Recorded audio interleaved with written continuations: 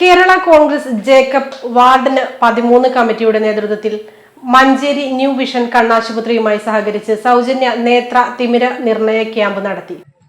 ഈ വേദിയിലിരിക്കുന്ന ബഹുമാന്യനായ നമ്മുടെ ബഷീറാക്ക, അതുപോലെ തന്നെ പനോല ബോക്ക, ഹൈദുറാക്ക, മറ്റു ഒരുപാട് ആളുകളുണ്ട്. കറക്റ്റ് എനിക്ക് പേരറിയില്ല. എല്ലാവരോടും ഒരു പ്രസംഗം പാലക്കുളം മാടങ്കോട് വെച്ചാണ് ക്യാമ്പ് നടത്തിയത്. ക്യാമ്പിൽ 300ഓളം ആളുകൾ പങ്കെടുത്തു. മുതിർന്നവരും കുട്ടികളും ക്യാമ്പിൽ പങ്കെടുത്ത പരിശോധന നടത്തിയവർക്ക് ഓപ്പറേഷൻ നടത്തേണ്ടതാണ് എങ്കിൽ സൗജന്യ ഓപ്പറേഷൻ നടത്തിക്കൊടുക്കും.